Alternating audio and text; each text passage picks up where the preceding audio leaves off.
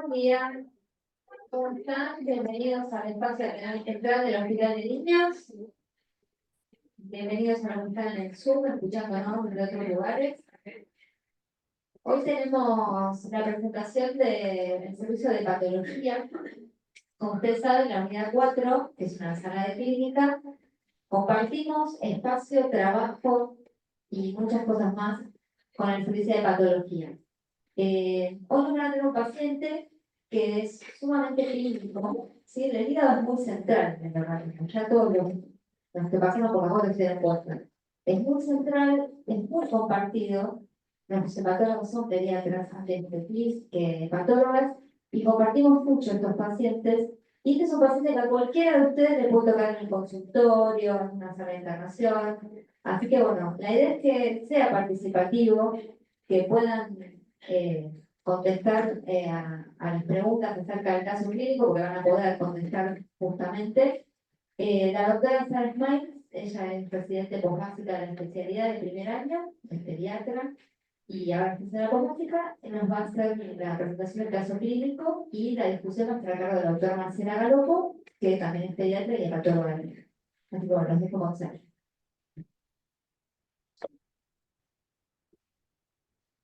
Gracias. Hola, buen día. Bueno, voy a presentar el caso clínico que le pusimos de nombre cuando el paciente no solo es lo que parece. ¿Se escucha? ¿Más acá? Ah, sí. Bueno, entonces, nos consultan de una sala de internación por una paciente de 16 años que está internada por un síndrome febril de 10 días de evolución, que al ingreso le habían hecho un laboratorio y en ese laboratorio tenía un hemograma sin mucho a destacar, con 7.700 blancos, con una fórmula de predominio linfocitario, hemoglobina y plaquetas normales, un hepatograma con bilirrubina total normal y aumento de transaminasas a predominio de GPT, tenía una GOT de 215 y una GPT de 317 y una gamma GT también elevada, con proteínas totales y albúmina normales. Entonces, ¿les gustaría saber algo más de esta paciente?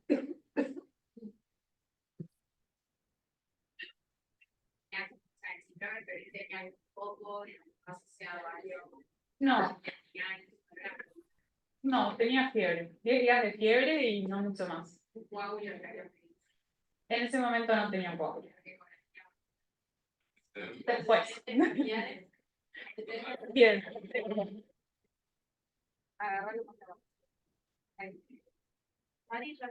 Sí. Se había internado por la... No, está internada, la habían seguido en consultorio y como persistía con fiebre decidieron internarla. Bien, bueno, como antecedentes de la paciente del perinatológico no había mucho a destacar, era hija única de padres no cosanguíneos, había tenido una internación a los 3 años por una osteomielitis y tenía sobrepeso que la seguía su pediatra desde la primera infancia.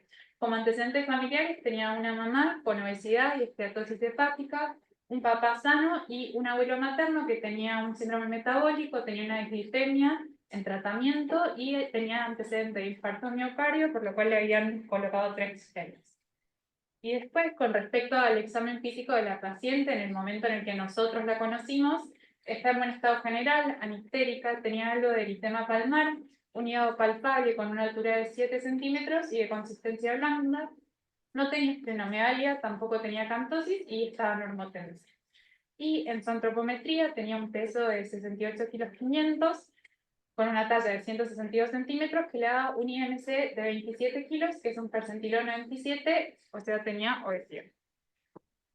Entonces, ante esta paciente le pedimos una ecografía abdominal en la cual se evidenciaba un aumento difuso de la congenicidad hepática, que era compatible con una esteatosis, y el resto de la ecografía no tenía nada a destacar. Y además pedimos serologías virales en las cuales rescatamos una IgM positiva para Epstein-Barr, por lo cual se asume el diagnóstico de mononucleosis infecciosa.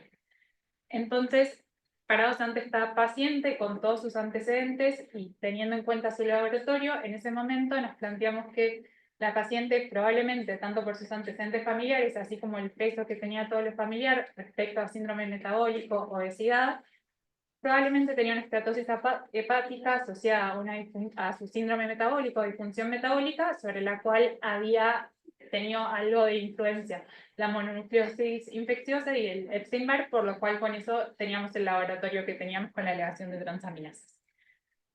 Entonces, la paciente evolucionó favorablemente, por lo cual le dieron el alta, y por nuestro lado le dimos pautas higiénico-dietéticas y la citamos a control a los 3 meses de internación de el alta.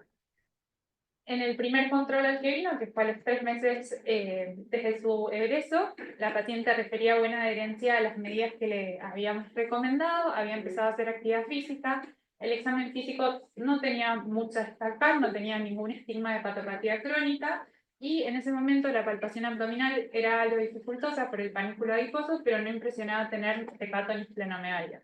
Y con respecto a su antropometría, el peso estaba estable, no había habido cambios significativos, y el IMC también estable de 27.2.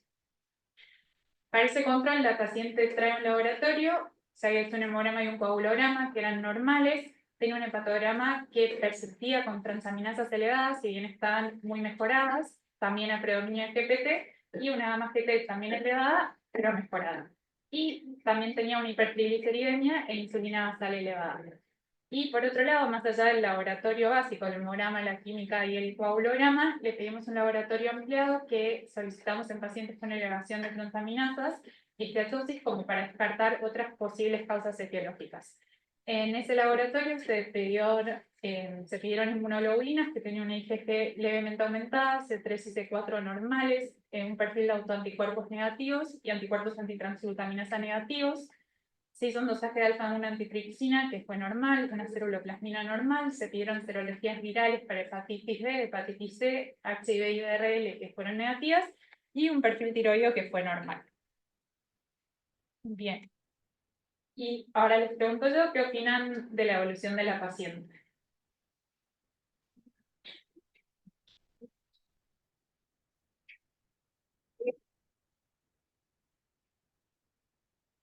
Bueno, les cuento yo. En ese momento teníamos una paciente frente a nosotros que pensábamos que tenía una esteatosis hepática asociada a una disfunción metabólica o un síndrome metabólico, que habíamos visto una mejoría en su laboratorio después de una intercurrencia infectológica. Las transaminasas estaban mejoradas, la paciente había adherido al tratamiento, todavía no veíamos ningún cambio en su peso ni en su IMC, así que lo que en ese momento se planteó fue mantener conducta expectante, esperar y volver a controlarla y ver cómo seguía tanto clínicamente como en el laboratorio.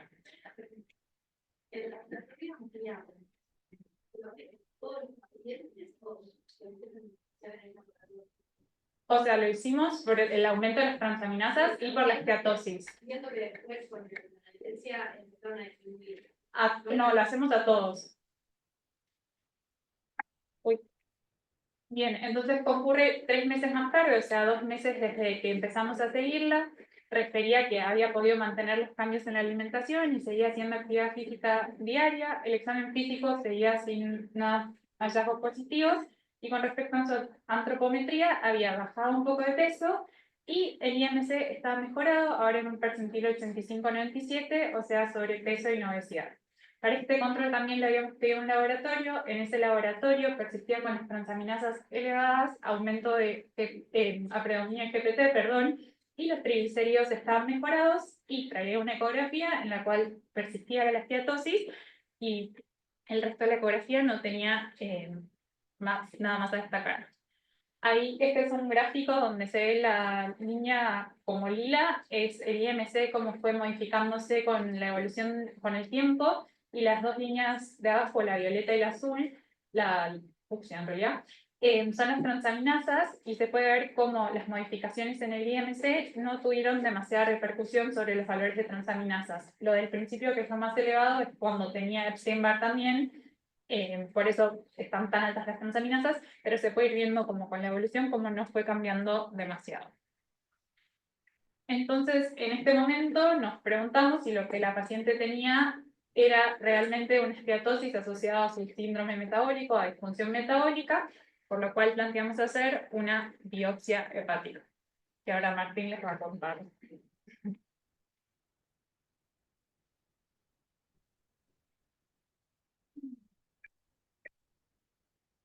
Sí. Ah, sí, se puede. Yo no lo sé. Hola, ¿qué tal? Buen día, ¿cómo andan? Gracias por la invitación. Bueno, nosotros recibimos varios fragmentos, son cilindros hepáticos, el mayor de 1,3 centímetros de longitud. En la histopatología, lo que ustedes pueden ver en esta imagen es una foto del parénquima hepático. Nosotros lo que hacemos es evaluar los espacios portas y qué sucede a nivel acinar. Ustedes pueden observar en esta imagen un espacio porta ensanchado con un filtrado inflamatorio que se va extendiendo y compromete espacialmente la placa limitante. Y a nivel acinar uno ya puede ver con este aumento la presencia de estas macrovacuolas lipídicas.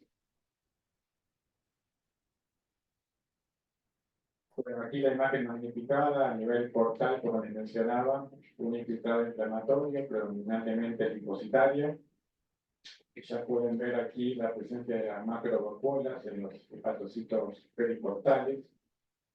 En las imágenes de aquí abajo, ustedes pueden ver las macrovacuolas mezcladas también con algunas microvacuolas. La diferencia es que la micro no desplaza el núcleo, a diferencia de la macrovacuna, que ustedes pueden ver como el núcleo aparece completamente desplazado. También se pueden ver algunos núcleos glicogenados, que le llamamos esos núcleos que tienen una coloración pálida. En esta imagen ustedes pueden apreciar las microvacuolas a nivel de los hepatocitos, entrevistadas con las macrovacuolas.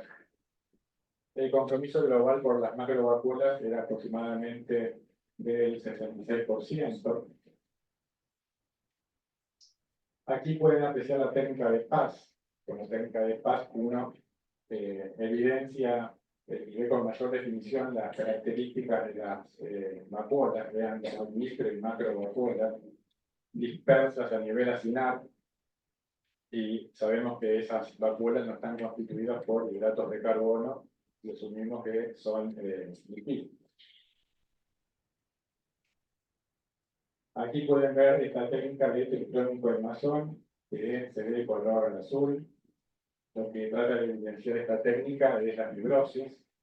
Como mencionamos en la primera imagen, los espacios portas están ensanchados por fibrosis y hay emisión de septos del espacio porta, y algunos septos serán portales. Bueno, con estos hallazgos histológicos, nosotros hacemos el diagnóstico morfológico de un patrón. El patrón es de esteatohepatitis, por las características mencionadas. Y como ustedes saben, cuando nosotros utilizamos la nomenclatura de patrón, significa que puede verse en distintas etiologías.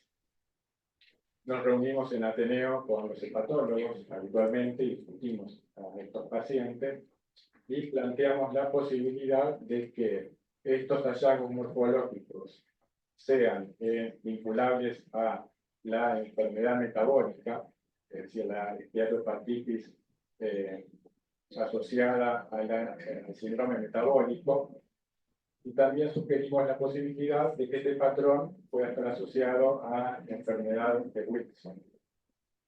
Y ahora le cedemos la palabra a los hepatólogos.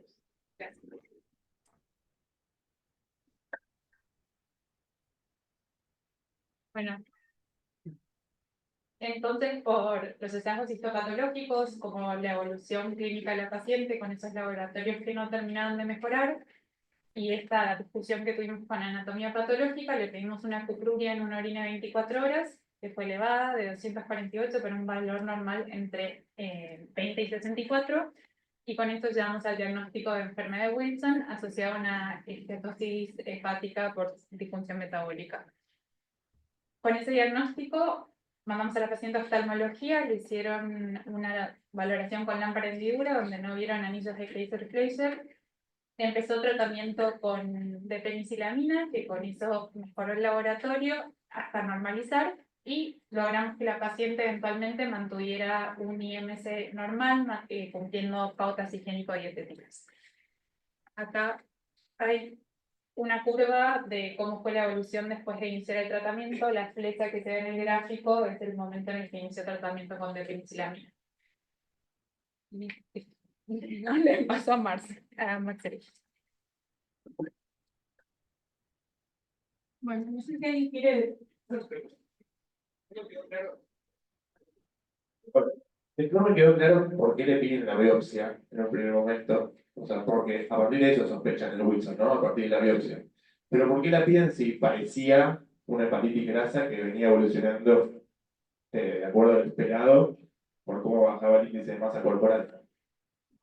Justamente, si bien el paciente había mejorado el índice de masa corporal, nosotros nos hacía ruido que la verdad que había la evolución de las transaminasas, si bien estaba mejor, no era lo que uno hubiera esperado de acuerdo a las características clínicas de la paciente, porque si bien el índice de masa corporal no había mejorado tanto, sí la paciente había mejorado la masa muscular en relación a la masa grasa, que a veces son cosas que uno tiene que valorar también.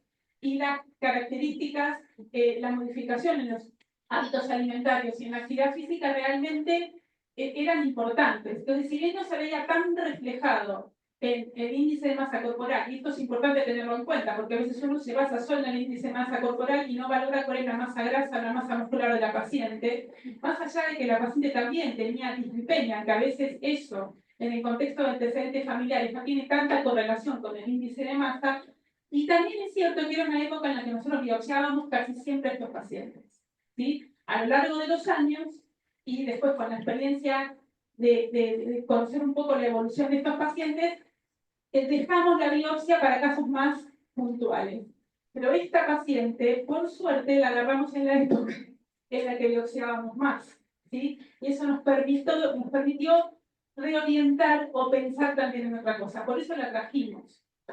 Y un poco la intención, justamente no es de hablar, hablar de enfermedad de Wilson, sino de hablar de algo que es mucho más prevalente, que todos nosotros y todos ustedes en el consultorio van a tener y tienen, ¿sí? Y de la importancia de pensar a estos pacientes más allá, ¿sí? Y de la importancia de que si bien es una enfermedad prevalente donde tenemos un seguimiento conjunto y no van a derivar a cada paciente con sobrepeso que tengan, por lo menos alertarse qué paciente o cuándo deberíamos al menos de trabajar en conjunto. Y es un poco a eso lo que está orientado esta segunda parte del Ateneo.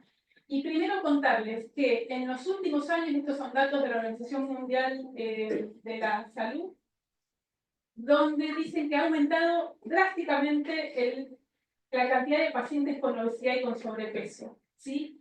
Hay más de 340 millones de niños y adolescentes obesos, y de la mano de esto un incremento franco de las enfermedades metabólicas que antes veíamos especialmente en la población adulta. Y de la mano de esto el aumento especialmente de todo lo que tiene que ver con la insulinoresistencia, como diabetes tipo 2, dislipemia, hígado graso, aterosclerosis y demás.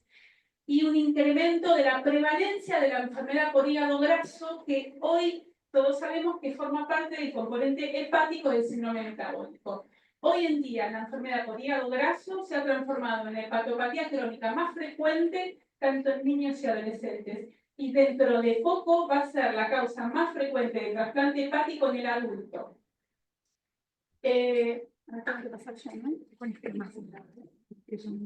Bien.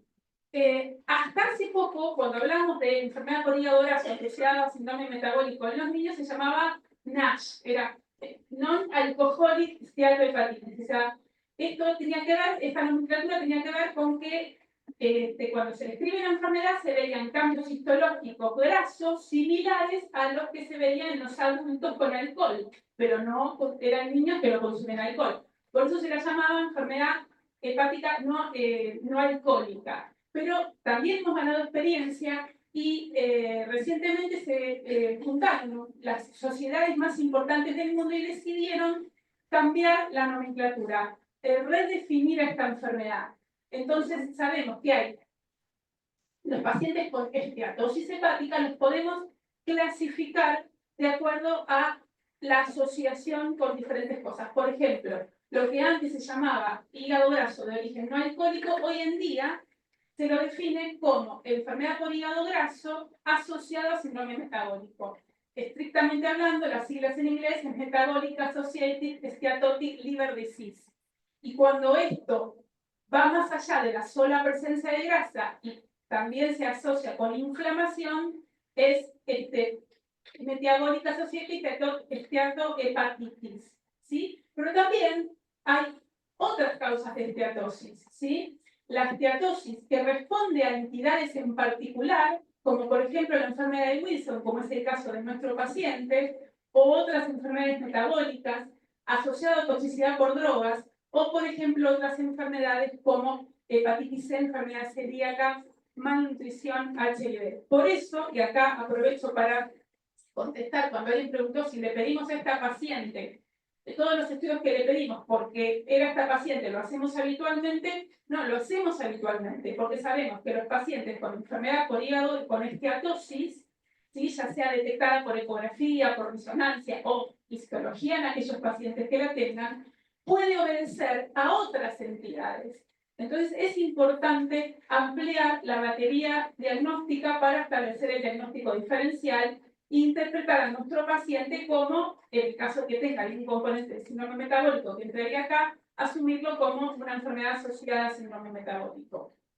Y también tenemos aquellos pacientes que tienen, que es el caso de nuestra paciente, la enfermedad asociada a síndrome metabólico por las características clínicas, familiares y personales, y la coexistencia de otra entidad, como en este caso la enfermedad de Wilson.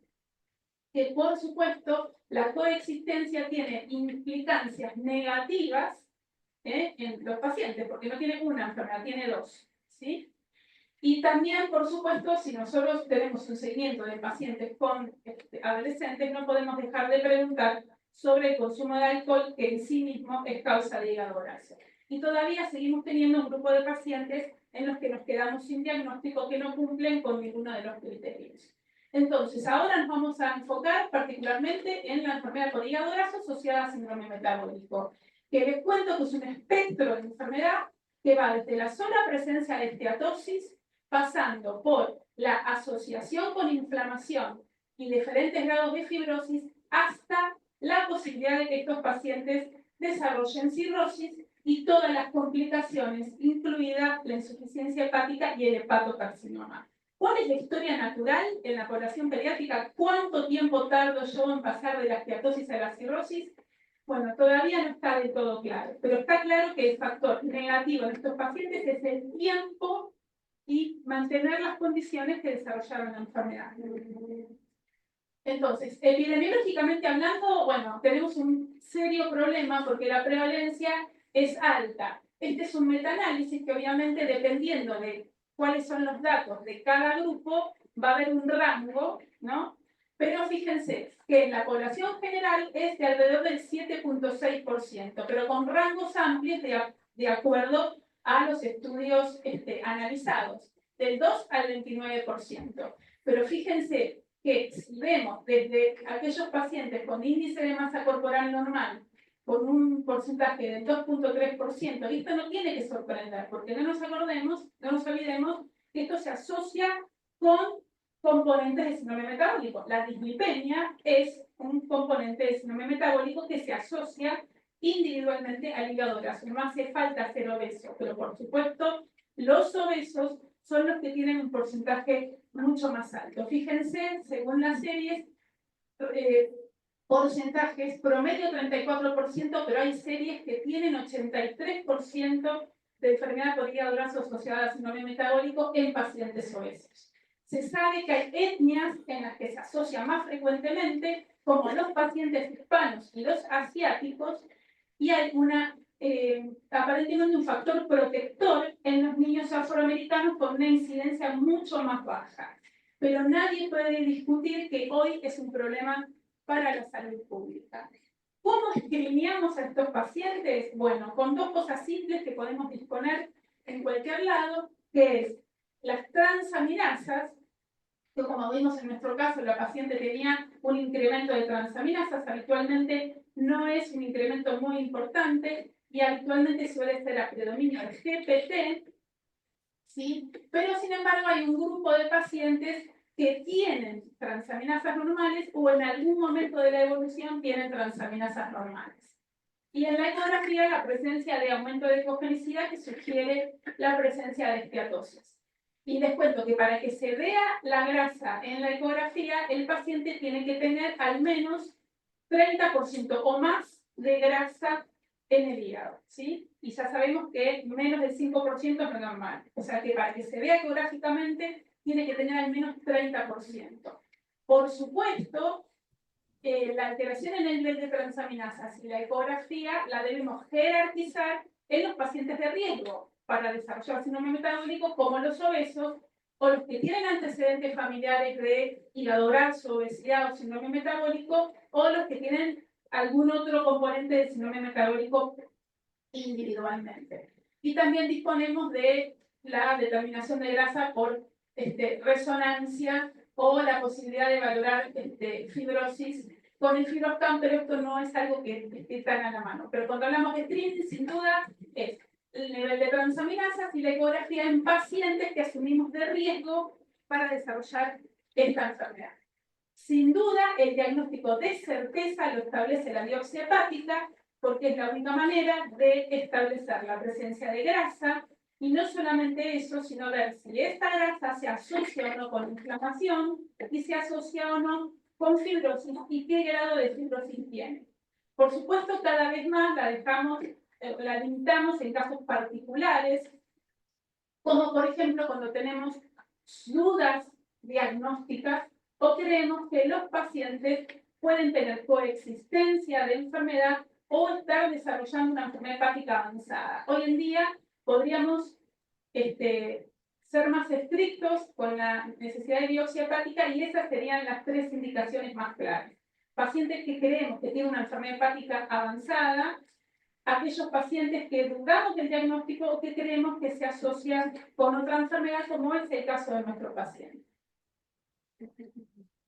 Bueno, contarles un poco más, se han hecho múltiples estudios poblacionales, estudiando genomas de la población general para ver si había alguna asociación o alguna predisposición genética, y sí, hay varios genes y varias variantes nucleotídicas, variantes de diferentes genes, que se asocian algunos, como los que están acá a la izquierda, con mayor riesgo de desarrollar la enfermedad, ¿sí? Especialmente el primer caso es un gen que fue uno de los primeros que se escribió, el gen patatin-like fosfolipasa 3, que suena bastante gracioso, y se vio que los pacientes que tienen estas variantes no solamente tienen mayor asociación con la enfermedad por hígado graso, sino que también se vio asociación con la severidad de la enfermedad, mayor fibrosis y en algunos casos inclusive con el desarrollo de hepatocarcinoma.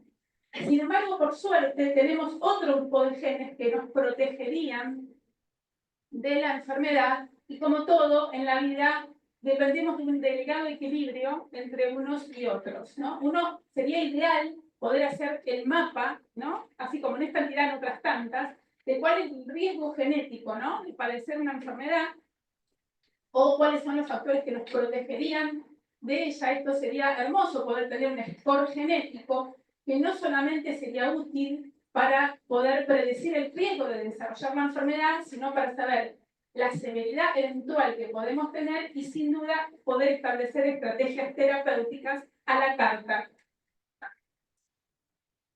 Y también no nos podemos olvidar que más allá de la predisposición genética o de la presencia o no de diferentes variantes genéticas, el medio ambiente es fundamental. Ya sabemos que nadie puede dejar de hablar de epigenética en esta entidad como en otras tantas, y si hablamos en este caso, tenemos que remontarnos al medio ambiente feto-materno. Está clarísimo que el medio ambiente feto-materno y la etapa precoz en el periodo neonatal tienen un imprinting, una impronta fundamental en lo que va a ser la salud cardiometabólica durante los primeros años de vida.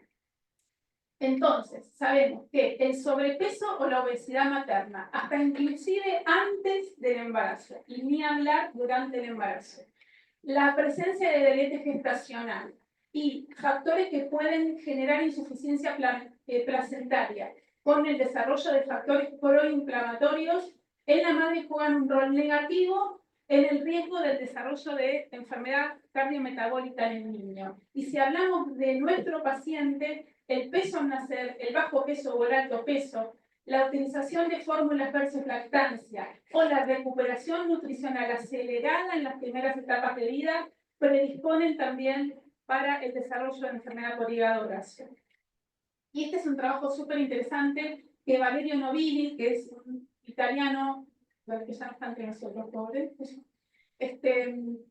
publicó muchísimo. A mí me encanta este artículo mostrarlo. Fíjense, él lo que quiso hacer es cuál era el rol de la predisposición genética, el medio ambiente feto-materno, las condiciones familiares, la dieta postnatal en el desarrollo de enfermedad por hígado graso. Y les cuento solamente esto.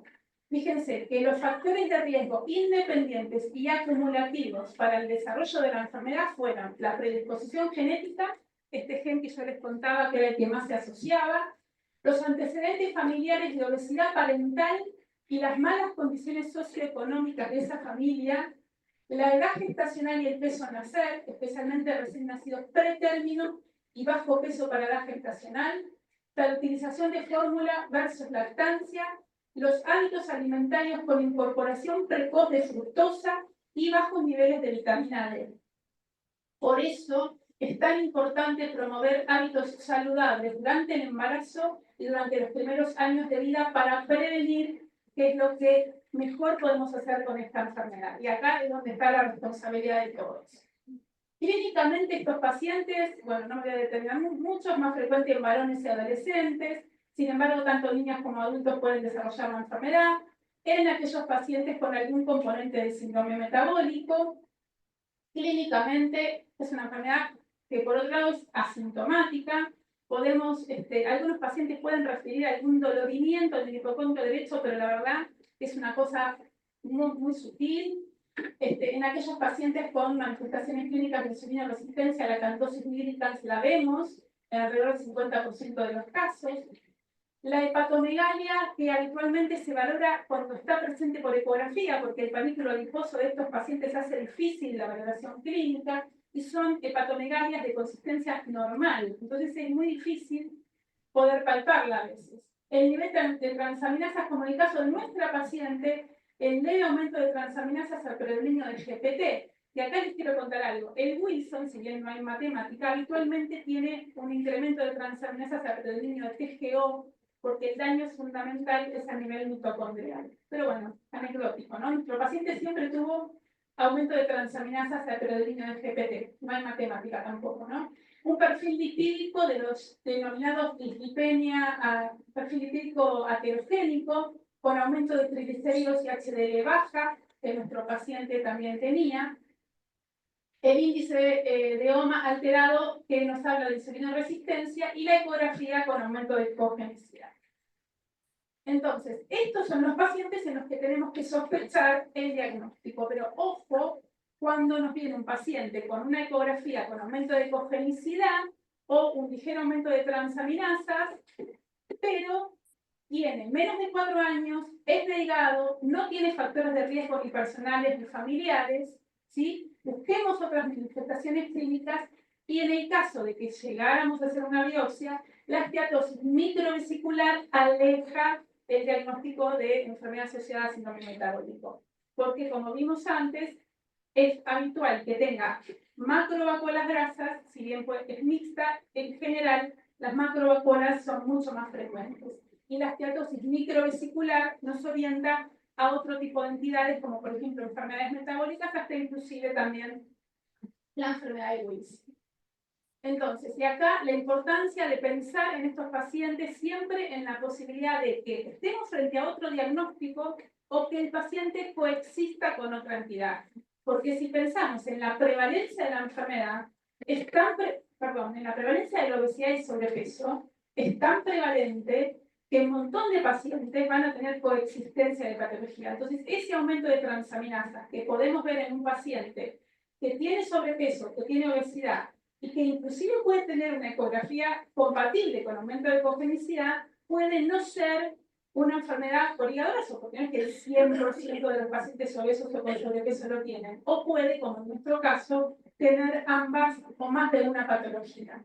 Entonces nosotros siempre buscamos en nuestros pacientes otras entidades que cursen o con hígado graso, ¿sí? O otras entidades que también cursen con aumento de transaminasas. Y tenemos prácticamente toda la patología, ¿no? Pero fundamentalmente lo que hacemos es, por supuesto, descartar el consumo de alcohol, si consume fármacos o no, la enfermedad celíaca, la hepatitis autoinmune, la hepatitis B/C, el déficit de alfa-multitripsina, la enfermedad de Wilson, que a nuestro paciente le pedimos una ceruloplasmina, la tenían en límite inferior a la normalidad, y por supuesto otras entidades que también, sin ser, que son las llamadas monogénicas, ¿sí? Enfermedades por hígado graso de origen monogénico. Entonces, siempre pensar, como les decía yo, en la coexistencia con otras entidades, porque esto va a influir claramente en la historia natural de cada una de las entidades que el paciente tenga en forma negativa, ¿sí? Porque si yo no trato correctamente cada una de ellas, seguramente va a influir negativamente en la otra y ni hablar en la respuesta al tratamiento. Nosotros vemos últimamente, muy frecuentemente, pacientes que nos consultan de oncología, que hacen pacientes con antecedentes de sobrepeso, que cuando hacen quimioterapia tienen hepatotoxicidades mucho más marcadas que las que actualmente veíamos antes. Si esto siempre preguntamos, ¿tenía sobrepeso? ¿Tenía obesidad? Y habitualmente encontramos esto como antecedente. Ese es un ejemplo. Hay otras tantas enfermedades, ¿no? Por ejemplo, no sé, en la hepatitis C, esto es más del adulto, pero los pacientes con hepatitis C adultos que tenían sobrepeso tenían mucha peor respuesta al tratamiento que los pacientes sin sobrepeso. Entonces, como la verdad que el impacto en el hígado es importante, entonces es importante, por supuesto, mucho peor si tenemos dos entidades. Por eso el control adecuado de las dos o más entidades que el paciente tenga es fundamental. Entonces, ¿cuál es la historia natural? Y la verdad, como yo les decía antes, no sabemos exactamente, todavía estamos aprendiendo bastante de esta enfermedad, pero sí sabemos que el factor más negativo en estos pacientes es qué tanta fibrosis tienen estos pacientes.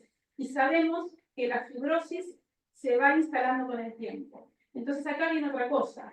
Mientras, si bien nosotros no vamos, probablemente no veamos complicaciones serias en la edad pediátrica de estos pacientes, sí vamos a tener adultos enfermos si nosotros relacionados con el hígado, ¿no? Si nosotros no generamos buenos hábitos en estos pacientes que estamos diagnosticando ahora. Porque mientras más tiempo persista el paciente con la esteatosis, con la inflamación asociada a la esteatosis y con la fibrosis, por más que sea poca al principio, esto se va a sostener en el tiempo y la enfermedad va a evolucionar. Entonces vamos a tener adultos jóvenes sanos, enfermos, que probablemente sean este pool de pacientes que el día de mañana van a requerir trasplante hepático, que es lo que vemos como cosa futurista lamentable, de acuerdo a la situación epidemiológica de la obesidad y del sobrepeso. Y fíjense que del 11 al 15% de los pacientes en el momento de la presentación tienen algún grado de fibrosis avanzada. Esto es la población pediátrica, ¿sí? Bueno, esto lo voy a pasar. Y les quiero contar una cosa, que el problema no solamente es el riesgo de desarrollar enfermedad hepática avanzada, sino también sabemos que los pacientes con enfermedad por hígado graso tienen mayor riesgo de desarrollar enfermedad cardiovascular como factor independiente, ¿sí? Y esto ya lo han demostrado en varias publicaciones. Fíjense que los pacientes con enfermedad por hígado graso asociada a síndrome metabólico, en estudios de Doppler carotidios vieron que tenían un aumento del grosor de la íntima media carotidia comparada con niños y adolescentes no obesos, ¿sí? Y este es un trabajo muy interesante de Schwimmer, donde valoraron 817 autopsias de niños y adolescentes de 2 a 19 años fallecidos por causas accidentales, donde se vio que había un aumento en la prevalencia de arteriosclerosis en pacientes en los que encontraban además enfermedad por hígado graso, comparada con los niños sin enfermedad por hígado graso, con una P estadísticamente significativa, 30% versus 19%. Entonces, cuando hablamos de controlar esta enfermedad, no solamente hablamos de prevenir la enfermedad hepática terminal, sino que considerar el riesgo de enfermedad cardiovascular.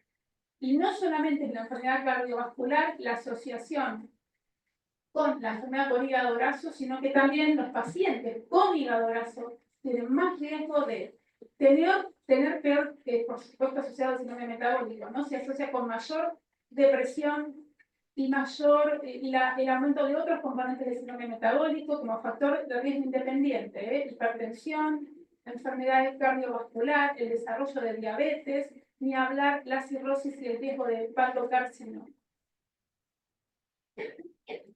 Y bueno, ¿qué hacemos con todo esto? Idealmente prevenir, y acá es donde todos tenemos que ser responsables, o sea, considerar el antecedente del sobrepeso como un dato patológico garantizable, ¿sí?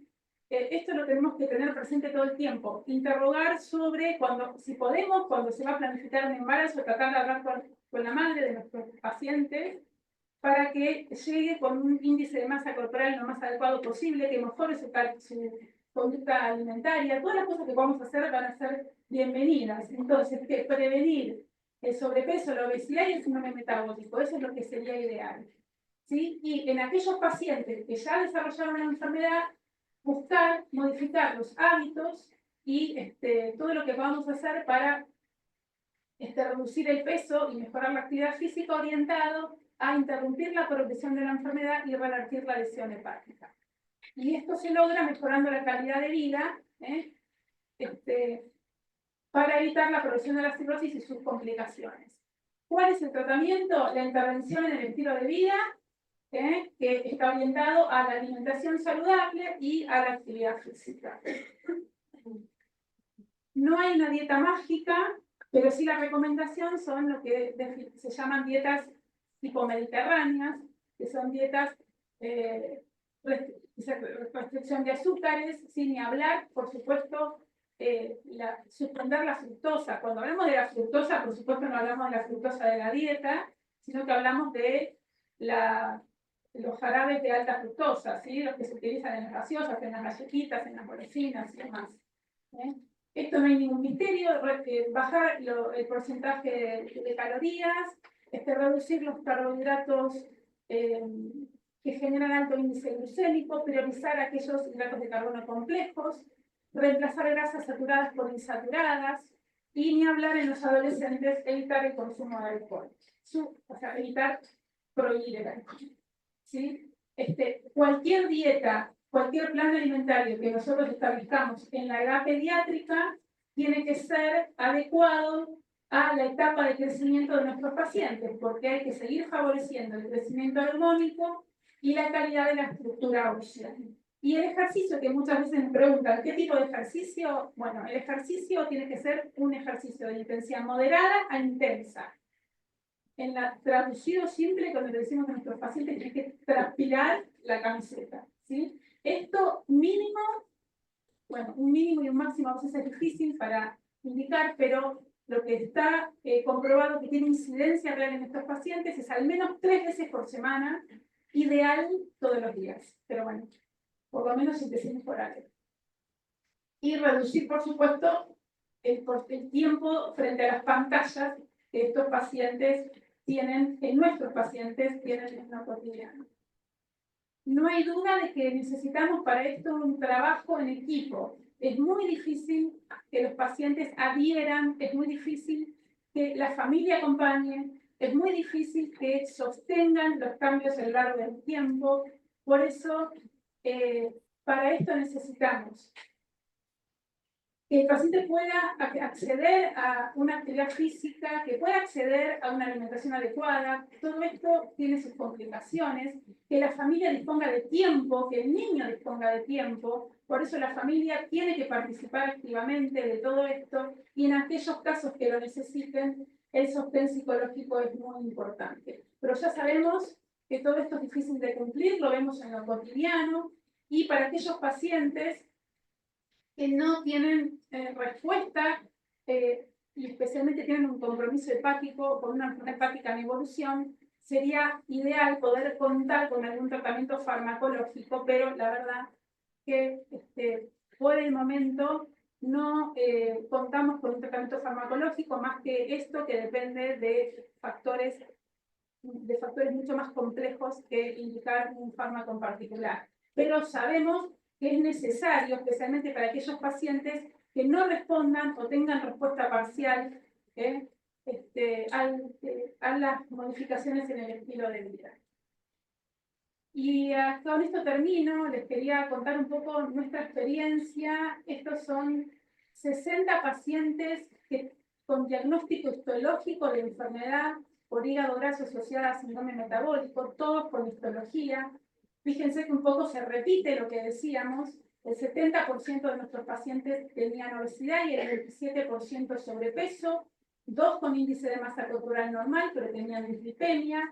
Fíjense la importancia y de los antecedentes familiares. El factor de predisposición genética es importante en esta población. El 90% tenían transaminasas altas, prácticamente el 80% un perfil lipídico alterado y el índice de resistencia evaluado por el índice de Loma alterado en el 56% de los casos. Y quiero ir acá.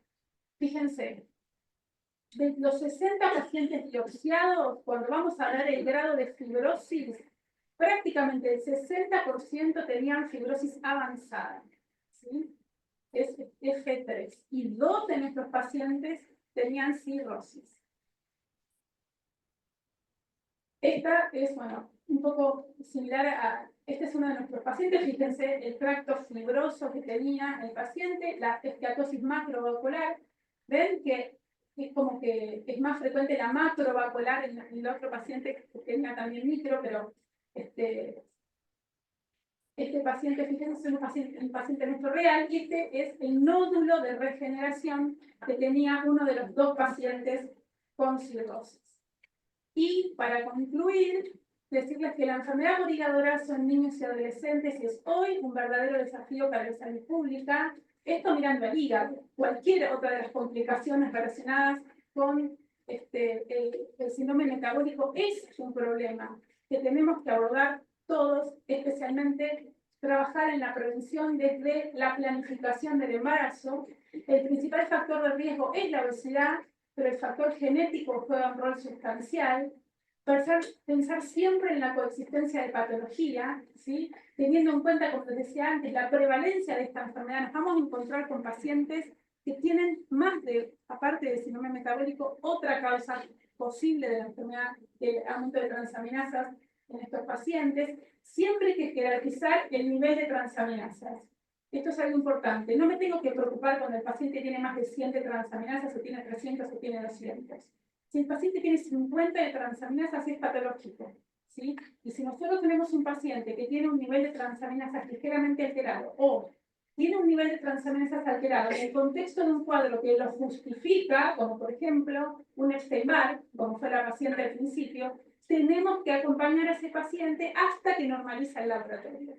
Si el paciente no normaliza el laboratorio, es un paciente que independientemente del nivel de transaminasas que tenga, lo tenemos que consultar. De hecho, en el mundo está cada vez más en discusión cuál es el límite de corte para las transaminasas. Cada vez es como el colesterol, ¿vieron? Cada vez se tira más hacia valores más bajos. Y yo siempre, no, yo no, todas decimos siempre lo mismo. Tenemos pacientes cirróticos con transaminasas normales. Obviamente, ese paciente semiológicamente y otros datos va a tener otras cosas, pero ojo con eso. Esto no funciona si no trabajamos juntos. El trabajo tiene que ser interdisciplinario. Estos pacientes requieren un manejo holístico, no solamente del paciente, sino de su familia. Si la familia no acompaña, no va a funcionar. Es importante educar a los padres y generar intervenciones orientadas a mejorar el estilo de vida. Y esto tiene que formar parte de las prácticas. Las obras sociales, las prepagas, nosotros tenemos que incorporar las modificaciones en el estilo de vida como parte de las estrategias de tratamiento y cosas que tenemos que poner sobre la mesa en lo cotidiano, ¿sí? Es trabajar desde el ambiente feto-materno hasta el niño a cualquier edad. Es importante la intervención temprana para evitar las complicaciones a largo plazo como la diabetes, la aterosclerosis, la cirrosis e inclusive el cáncer, porque estos pacientes tienen más riesgo de desarrollar hepatocarcinoma. Bueno, necesitamos rápido. Muchas gracias.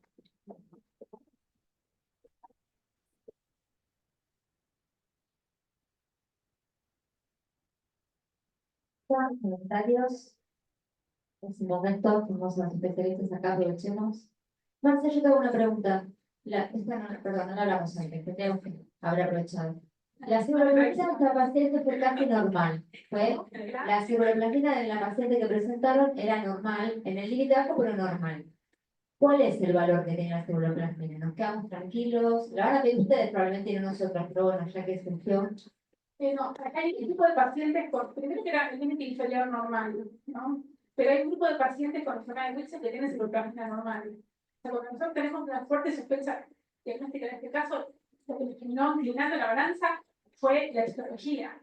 Porque la verdad que si nosotros mirábamos la ciruroplasmina de la paciente, si bien estaba en el límite inferior, nosotros teníamos un montón de otros datos que nos ayudaban a la paciente a pensar en un síndrome metabólico, hasta inclusive el perfil del laboratorio, la lipidemia, el predominio GPT. Por eso yo te decía, el Wilson habitualmente, tampoco es matemática, pero tiene habitualmente un incremento de enzimas a favor de la TGO, pero nada, todo, la verdad, nos orientaba a pensar que la paciente tenía solo una enfermedad polígata asociada a síndrome metabólico.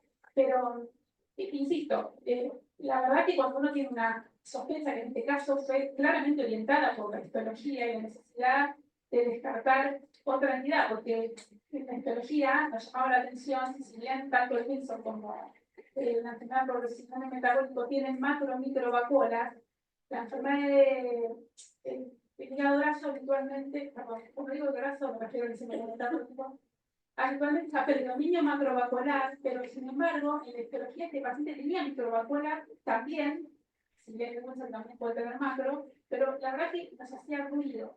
Y el hecho de los núcleos glucogenados también es una característica histológica bastante frecuente en la enfermedad de Wilson, y la verdad que todo eso nos llevó a decir, bueno, y otra cosa importantísima, no es que teníamos que hacer el diagnóstico diferencial con una enfermedad que tiene tratamiento, ¿sí?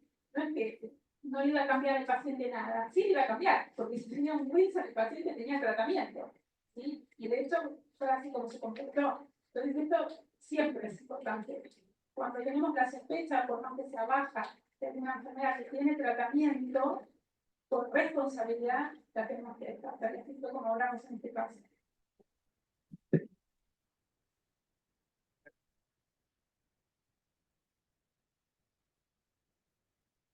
Bueno, no, una consulta como para el rol del pediatra, digamos, acá, porque esto después es muy del especialista, pero digo, paciente que con síndrome metabólico, transaminasas aumentadas, tiene alguna otra noxa que lo justifique, como en este caso, hay que derivarlo a un hepatólogo. Sí, porque si vos te pones a pensar en este paciente, no parecía tener otra cosa que lo justificara, ¿sí? Entonces, sí, estos pacientes nosotros acá los manejamos así, ¿sí? Y corresponde, justamente porque decía, al menos tener una evaluación inicial seguro. Después vos vas viendo, el paciente vos le descartás, porque nosotros siempre descartamos, como yo les decía antes. Si el paciente tiene, porque tenemos como dos grandes grupos de pacientes, aquellos pacientes que consultan con sobrepeso, obesidad y tienen una ecografía con aumento de alcogenicidad y transaminasas normales, es es actual, porque decía que hay inclusive un grupo de pacientes que tienen transaminasas normales, o al menos en algún momento de la evolución tienen transaminasas normales, y los otros pacientes que tienen aumento de transaminasas, sin ecografía con aumento de cogenicidad, con sobrepeso y obesidad. El espectro es amplio, porque sabemos que hasta que la grasa se vea en la ecografía, siendo patológica, tiene que superar el 30%, y sumarle a eso la experiencia del ecografista, es una suma de cosas. Entonces, la verdad, y teniendo en cuenta la prevalencia, como les decía antes, son pacientes que el diagnóstico diferencial con otras entidades que causen o aumento de potencial en el hígado o aumento de transaminasas, lo tenemos que hacer. ¿Sí? Después, obviamente, uno irá viendo la evolución del paciente. También es cierto que estos pacientes les complican las cosas porque la mayoría no mejoran ni el peso ni nada. Entonces, vos estás ahí acompañando a un paciente que vos sospechás que no mejora porque no hace nada, porque no hace la dieta, porque no hace actividad física, y es eso, es solo eso. ¿Entendés? Entonces, son pacientes que en algún momento nosotros tenemos que ver. El paciente que lee el libro, que hace la dieta, que baja de peso, que hace actividad física al menos 3 veces por semana, ese tendría que lo cuento con esta mano. ¿Sí? Entonces, la verdad que son pacientes que en algún momento nosotros tenemos que ver. ¿Sí? Y ni hablar después del seguimiento cercano, pero hay que jerarquizar a estos pacientes. Bueno, gracias, felicitaciones. Sí, un poco en la línea de lo que decía Vir, a mí me genera como una cierta disquisición desde el punto de vista clínico. Por un lado, como caso índice, encontrar fortuitamente en la biopsia un Wilson en un paciente, por ahí no va a ser lo que todos nosotros como clínicos sea nuestra práctica cotidiana, ¿no? O sea, súper interesante esta sucesión de eventos, pero por ahí no es lo que uno va en primera instancia a pensar. Yo digo porque si cada uno de nosotros se va al consultorio mañana y ve una esteatosis hepática, que es algo relativamente frecuente en la práctica, no pensar que ese paciente va a tener un Wilson o una enfermedad tan rara, ¿no? Por ahí me gustaría saber cuál es la incidencia o la prevalencia o la incidencia de esas patologías tan poco frecuentes, monogénicas, en el universo de los pacientes con esteatosis hepática. Por ahí esa sería una parte de la pregunta. Y esto, ¿no? Para nosotros, que un poco lo fueron preguntando en la presentación, para nosotros los clínicos que trabajamos en consultorio, que vemos un montón de pacientes obesos que a veces tienen esteatosis y que, como vos decís, la respuesta al tratamiento suele ser tórpida, difícil y con muchas frustraciones. Y uno dice, bueno, no mejoró la esteatosis porque tampoco mejoró la obesidad. Bueno, la decisión clínica de en qué momento saber que esto es parte del complejo sintomático de su obesidad y síndrome metabólico, y qué momento no para ampliar los estudios o generar la derivación, me parece que es un poco el desafío. Y siempre buscando ese equilibrio entre no sobreestudiar al paciente, no someterlos a estudios o costosos o invasivos o de patología miscelánica y tratar de que no se nos escape algún paciente que tenga alguna rareza por ahí. Ese me parece como el mayor desafío. En este caso quizás es el caso más excepcional o no tan frecuente de lo habitual que va a ser que la esteatosis esté acompañando a la obesidad y que acompañe su respuesta en función de la respuesta a la mejoría de su enfermedad de base, ¿no? ¿Qué incidencia en estos pacientes? No te lo puedo contar. Pero sí decirte una cosa. El diagnóstico de certeza de la enfermedad por hígado graso, de certeza de enfermedad por hígado graso asociada a síndrome metabólico, es la biopsia hepática, asociada a un paciente con características clínicas que son.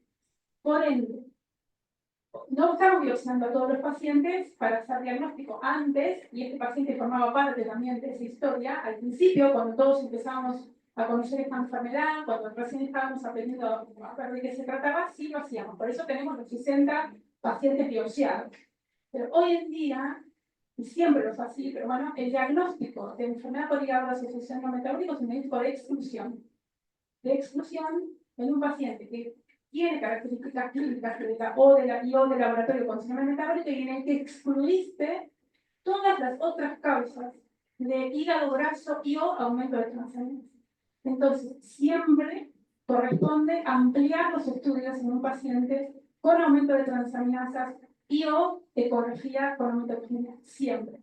Hay que pedirle autoanticuerpos en caso de que tenga transaminasas altas, porque habrá una hepatitis, autoanticuerpos para hepatitis autoinmune, autoanticuerpos para enfermedad celíaca, ceruloplasmina, dosaje de alfa-1 antihistamina, perfil tiroideo, corresponde a salud. Es un diagnóstico de exclusión.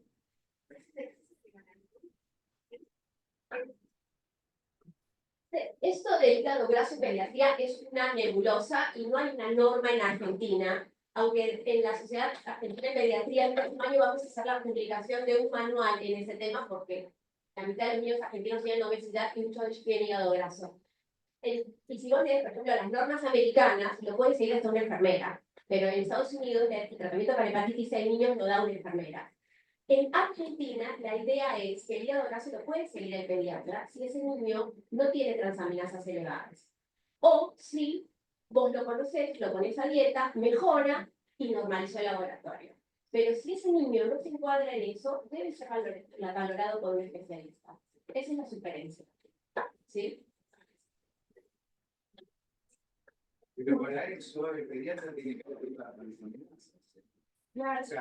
Bueno, entonces, en el examen de todo niño obeso hay que pedir ecografía y transaminasa. Como yo explicaba, el screening es ecografía y transaminasa, como yo les mostraba. Porque el pediatra es un doctor poco Claro. perfecto a pedir un laboratorio. O sea, el screening es... Y la sugerencia, porque a lo que eso persigue es pedir. Claro, por eso digo que hay que jerarquizar el dato obesidad sobrepeso. Es patológico, eso es patología. Entonces, de la mano de eso, mínimamente hacer el screening y después, bueno, pero si hacer un evento de exclusión hay que ampliar. Tengo una última pregunta que es importante. ¿Hay experiencia en uso de salud pediátrica? Mira, en adolescencia. ¿Cuál es la edad mínima de utilización de semaglutida pediátrica? No lo sé. Claro. Se usa para obesidad.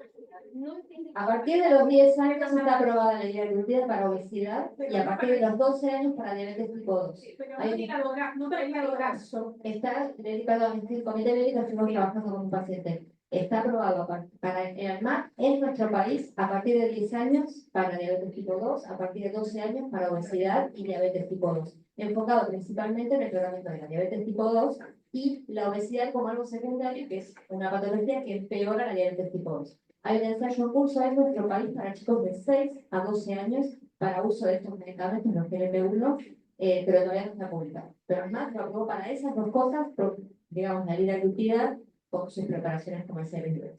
En el hígado graso, en el hígado graso no hay un fármaco, sino hay muchos que están ahí haciendo protocolos de investigación. La verdad que hasta la única cosa que se encontró en un beneficio sin tener efectos adversos para nada importantes, sin ser de fácil administración y no habrán costos, es así, los sus poliinsaturados, los probióticos, prebióticos, pero la verdad que pero acá, si nosotros, por más que vos uses lo que uses, si el paciente no mejora el índice de masa corporal, no mejora la masa muscular por encima de la masa grasa, ¿no? Porque a mí a veces no me gusta hablar de índice de masa, es masa grasa, masa muscular, y no sostiene una actividad física, no sostiene esto en el tiempo.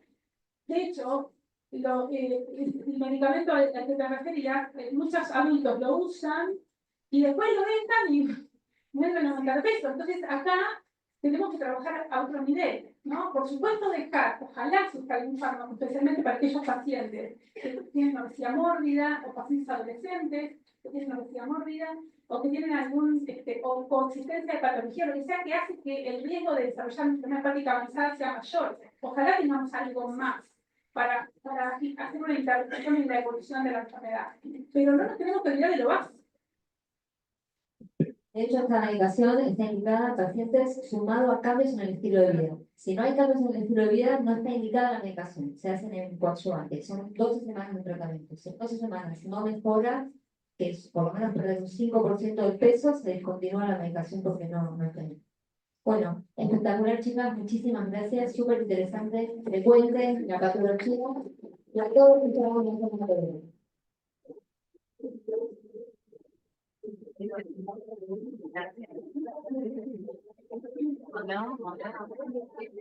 Venga para la foto, de la Muy bien, Sari.